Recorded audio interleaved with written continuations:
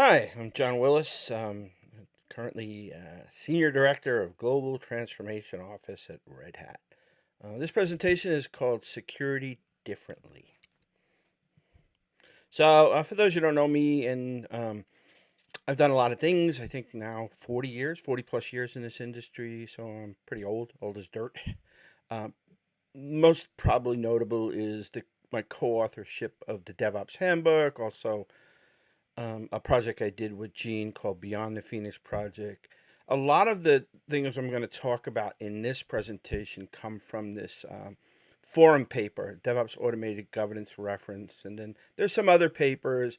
I'm going to focus mostly on risk in this presentation. I've done longer versions where I cover identity and defense. But given, this is a 30-minute presentation, I've done a lot of things, right? I sold a company to Docker. I sold a company to Dell. And like I said, I've been an executive in residence. I was early in at Chef, blah, blah, blah. Play guitar, too. So one of the things, I think at the end of the day, one of the things I sort of enjoy most about my career is I consider myself probably more than anything a student. So I've written written IBM mainframe assembler code. I've written Java code and distributed constructs. I've written operators for Kubernetes. And I'm not bragging because I'm not really good. Well, I guess I'm good, but not great at any of that. But my real passion is really being a student of what we do. And to that, I really think a lot about sort of this evolution of moving from different economies, the sort of agricultural economy. In fact, there's a lot to learn from the agricultural economy. Um, Even, we talk a lot about industrial economy. We talk about sort of lean or Toyota production systems to knowledge economy work. Anyway, I think that's an interesting discussion. And yeah, I don't call it a shameless plug. I mean, it's a plug. I have a podcast I started this year called Profound, based on Dr. Deming's system of profound knowledge. It's sort of not a secret. I'm writing a book over the last year about Dr. Deming, and so I've been interviewing just all these sort of tremendous people. So, if you think anything about Deming or just systems or systems thinking, probably you might find it interesting. So the whole security and DevOps thing really, for me, I could say Josh Corman, and that would be true because Josh Corman has been an incredible mentor to me. But Shannon Leitz has been my sort of go-to mentor in a lot of things. She really is the sort of a security expert. She's no longer into it, but she's the one who coined DevSecOps. And so it's kind of like, in DevOps, I always defer to Patrick DeBoer. In DevSecOps, I defer to Shannon. She sort of started with this canonical discussion of what DevSecOps is. Um, Over the last year or so, I've been thinking a lot about more than DevSecOps. Again, going back to that sort of student side of me, when we talk about DevSecOps, or for me, am I being sort of intellectually honest, right? Because we just sort of banter DevSecOps, and DevSecOps is an amazing thing that has happened over, say, I'll just say 5 years. It's probably been longer. Because we've automated a lot of security things that we hadn't been doing. I mean, I can go on and on about why DevSecOps has been a great discussion, meta framework, whatever you want to call it. But then I question, like we can't just always be patting ourselves on the back, right? About like how great we are. We need to sort of look at like point in time and say, where are we deficient? And so I really started thinking a couple of years ago about what are the things, it's probably more importantly, that I've been passionate about, as I sort of think about DevOps and security. And so this led me to this discussion called modern governance, right? Which is, you know, are the things that we've been doing, even pre DevSecOps, even post DevSecOps, if that's a thing, like for example, automating all these security things in your pipeline, right? That's a good sort of discussion point of DevSecOps. Sort of people come to me and say, John, you want to see my DevSecOps reference architecture? And, they've got like SAST and DAST and software composition. Now, all those things automated, and that's fantastic. The question I think I try to answer, or I've struggled with through all this sort of DevSecOps discussion, is hovers around like, how do we prove that we're safe? How do we demonstrate that we're secure? And how do we sort of do both? right? And if I looked at the sort of landscape even today, a lot of organizations I talk to, the proving we're safe is basically change records. Sally told Bob, who told Sue, who said this, and it's a telephone game, and it really is highly subjective. And how do we demonstrate that we're secure? It's our audits, and those are toil based. So what we have here is low efficacy, subjective attestational data, combined with high toil, very frustrating audit conversations that sometimes last 30, 40 days a year, right? And so one of the things I started thinking a lot about, which was, what if like DevOps never existed and this all the greatness of DevOps started with a DevSecOps conversation? Imagine the security people generally jumped up and figured out a way to do, this is all sort of fantasy, sort of meta conversation. But what if that was the case? Well,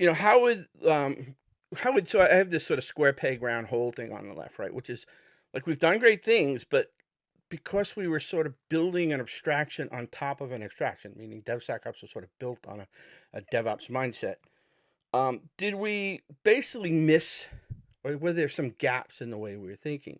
And the reason I started thinking more and more about this is, like I said earlier, I'll go into a lot of organizations and they'll say, John, I want you to see our DevSecOps reference architecture. And I'll look and I'm like, that's great. That's awesome. And we'll have a deeper conversation about audit. And I'll hear a lot of discussions about following the 3 lines of defense model. Now, for me, who's somebody who doesn't have to sit in and be responsible for audit, right? Like, I can step back and I can say, hey, all this sounds crazy. This is 3 walls basically. It's if you look at Andrew Clay Schaefer, who's my boss at Red Hat, my friend, my best friend, and he in 2009, the same time John Osbar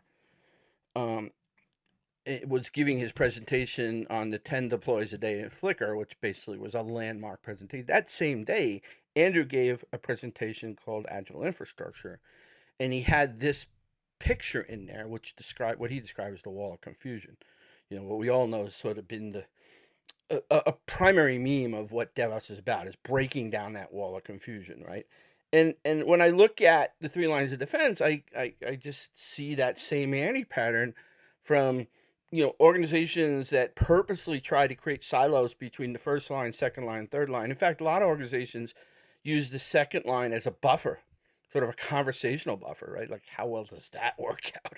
And then, and a lot of sort of conversations get sort of, and then there's this sort of catch-all, the, like, whatever the first line doesn't catch, the second line catches, which is, and looking at from all the way stepping outside and looking in, I would say this is very similar to the problem that we've reasonably solved in the DevOps conversation over the last 10 to 15 years.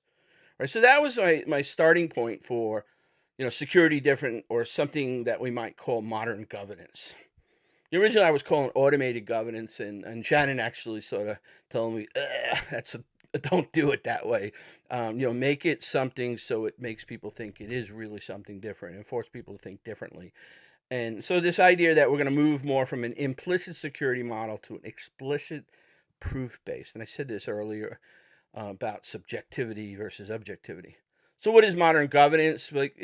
How do we think differently? How do we reduce toil and increase efficacy of audits? How do we automate the full process? So, like, again, those DevSecOps reference architectures are good, but maybe not good enough, right? They're sort of, we got SonarQube here, we've got this here, we've got this here. In some ways, we're actually creating more operational toil for both the developers and the auditors. I hear lots of stories where, auditors will ask the question to somebody, why is the SonarQube log different from the Nexus log? Oh, let me explain. Even though I could see how you would think they should be the same, but so we sort of build in, if we're not creating a systems approach to how we're thinking about this, all these sort of point integrations, as good and necessary as they are causing us increased toil. And then, talk the main part of this sort of risk discussion is objective and immutable evidence as opposed to sort of change records and subjective. Of course, the CI/CD pipeline is anything that has dev connected with sort of ops, dev, SecOps, whatever. We know that's a sort of a primitive today. And then there's an interesting discussion I don't really get into here, but if you can sort of get this immutable structure in place where the evidence is not subjective, you have some interesting opportunities to think that maybe sort of error budgeting for risk or just general SRE for risk. And then I've talked about this a few times, right? Like, well, what do we need to do in this case? Act differently. And that is not only changing the subjective to be objective, but I'll also point out that you need to be sort of an ongoing, continuous verification. And so I created, if I was good at sort of graphics, I'd probably be good at graphics for a living, but I'm terrible. But, I tried to put this together in a very simple format, which is how do I look at the things in, and I use this phrase, post-cloud native modernization or post-cloud native world. And I know, like, I always feel like I'm going to get punched in the nose by somebody for saying that, and I still haven't gotten punched in the nose yet. So, but I wanted to draw a distinction from not just sort of DevSecOps or cloud native GRC. Is there was sort of things that in a post-cloud native way you do things, I felt that these things were maybe a little more important and a little bit should be sort of pointed out, and then using the subjective to objective to verifiable as a model. Like I said, in this presentation, I'm going to mostly focus on risk, but I will go through the three of them here. So in risk, the subjective we talked about, it's the sort of change record, it's the ServiceNow record, it's the sort of Sue tells Bob who tells Jane who does this, and then Jane puts even in some cases a checklist. Yes, I did this, I did SCA, I did DAST, I did, but it's really not. So first off, it's human created. Second off, it's basically not immutable, of course, and it's not really purely digital. And so we want to change that into a model, which we'll get into here a little bit, of sort of where the attestations and the control points are non-human. They're digitally signed events, and they're immutable. But even that's not good enough, right? Because we know that in all these systems are based, we know that most of the systems we manage are complex systems, or you could argue every system in the universe is a complex system, but that's a different discussion. But certainly the systems that we try to manage in large cap organizations are complex systems. And, so the idea that at any point in time, exactly the way things look is basically a fallacy, right? So this idea of like, I don't care if I've got all this tight immutable evidence in my pipeline, this notion of continuous verification, which is derived from sort of chaos engineering. And, but it's a more purposeful version of chaos engineering. For example, instead of just blowing up like CPU or blowing up a server or, and finding out the reaction, which is not a terrible thing. This is a very prescriptive, like, let's open a port on an application that should have never been opened, could have never gotten through the pipeline, or let's go ahead and start up a container image with a well-known vulnerable library and see what happens. Let's go ahead and increase latency.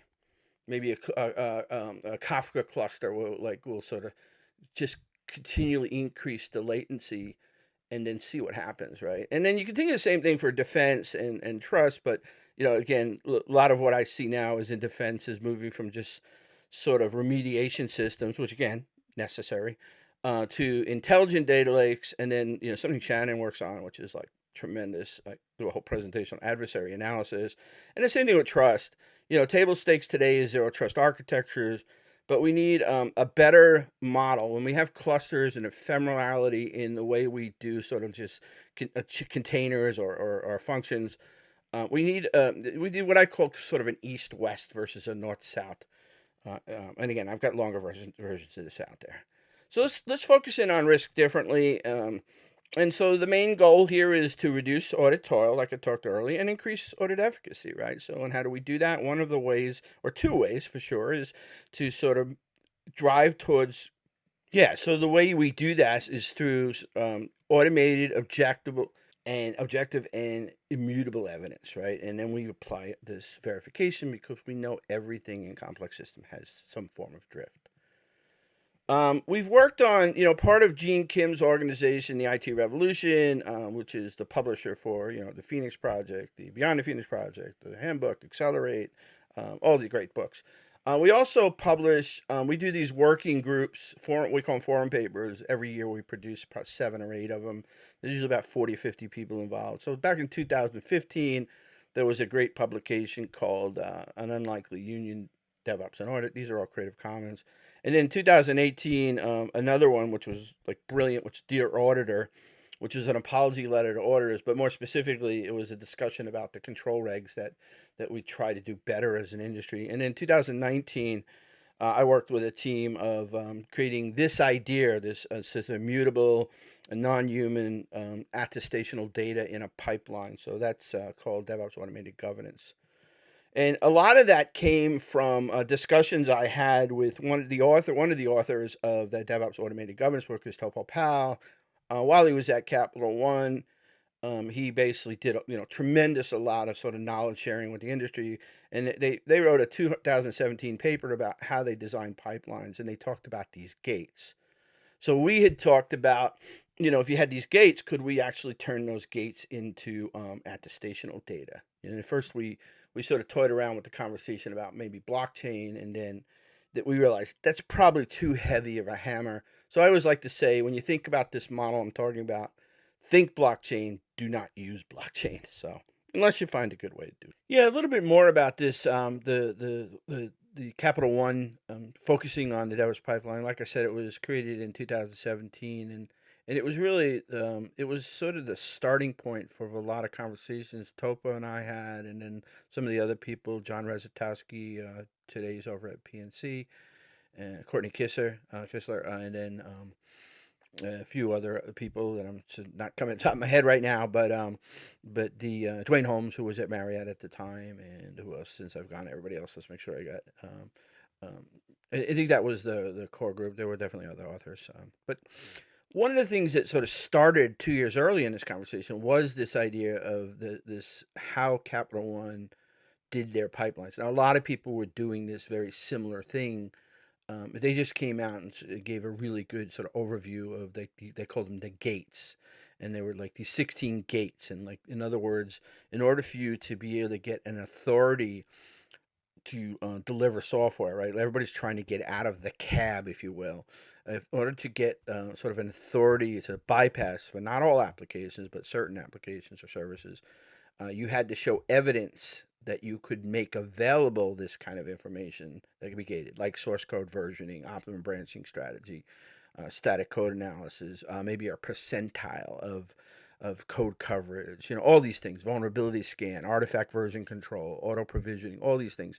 And the conversation evolved into, if we're gating these things, could we actually be creating digitally signed evidence of these same things and actually store that in an attestational database, and ultimately an immutable attestation status, so you could show auditors that you don't have to sort of go through screen prints and email exchanges about like what something said in a change record. Anyway, that was really what set the foundation for all the discussions that we had regarding that. So the idea of that publication in 2019 was to break down the sort of software, the pipeline, into 7 stages, and the primary breakout was due to how do we create control, gates, and attestations. So what was the logical boundary points? And so this is what we came up with, and then a gentleman I've been working with for the last year and a half at Red Hat, who has done tremendous amount of work with the government, the DoD in a lot of these areas. He pointed out something really cool that we didn't have in the book, which was, he calls it the IOR-CAA, which is the input, output, risk, the controls, and then actors and actions. And so that's, in fact, we have in that guide a really thorough breakdown of all these things. So it's a very educational book. And I won't go through all these, to save time, but over the years, we've sort of compiled more and more better at each stage.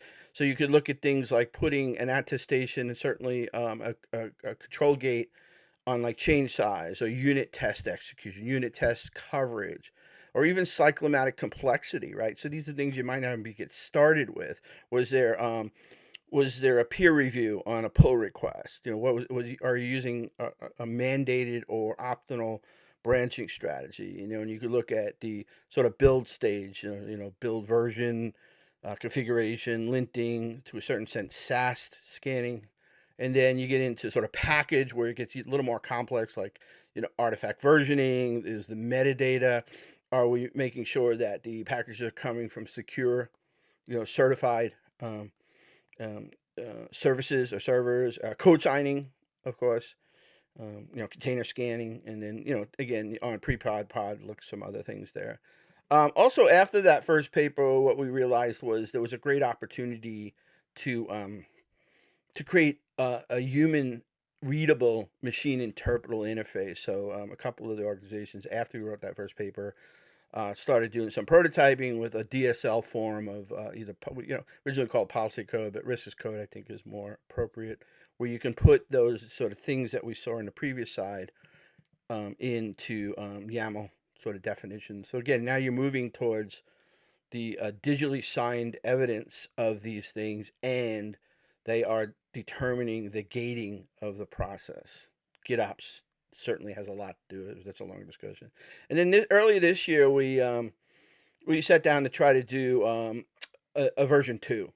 And what we found was it probably made more sense to produce this as a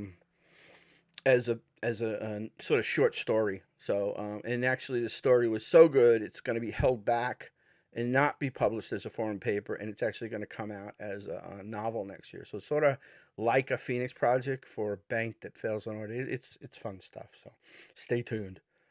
I did do some work along the way when a friend of mine had mentioned that they had an opportunity to present to SolarWinds about how SolarWinds got breached, not how everybody else got breached. And would I give a presentation on automated governance to the executives there? I did that. I looked at the kill chain from the CrowdStrike blog, which they probably had the best one out of all of them. And I'll make these slides available, so, just to save time. But the key message here was there were a bunch of things in that kill chain that would have been table stakes for automated governance, like code signing. So there were mismatched code signs in the SolarWinds. Sort of basically what they did is they got into their Jenkins system. They didn't really have good lockdowns, and they basically sat for a very long time, 18 months from what it sounds like, to watch MS build and be able to sort of hijack it, right? And so like things like code signing mismatches. They also masqueraded logs. So like an immutable sort of attestation system would be, I would say, impossible, but very least difficult.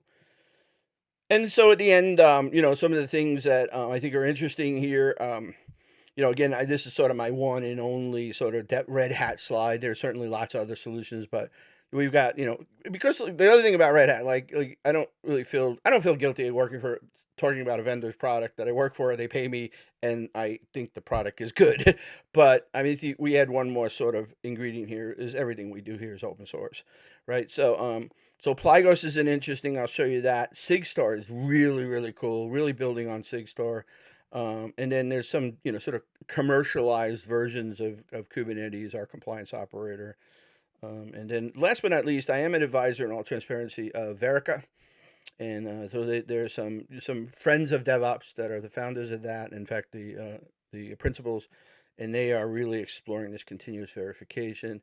Just want to show you Plygos. It's an interesting abstraction for how to create an interface definition for your pipeline, sort of a pipeline as code, but much more. And then Bill Bensing, who's been sort of my partner in crime for the last year and a half at Red Hat. He was the first person I found in Red Hat. It was not trying to indict Red Hat, but he was really interested in this idea of automated governance as much as I was. So we're just trying to create, very free and open. We're not trying to make any money off of it. So we created this website to testify. We'll see where it goes. And Bill has put a couple of sort of projects together there to see. You'll see what the sort of initial interest is here. And so anyway, I wanted to thank you so much. My name is John Willis, J. Willis at Red Hat, or Twitter on botchgloop or botchgloop@gmail.com. And again, don't forget to check out my new podcast called Profound. It should be easy to find on your favorite podcasting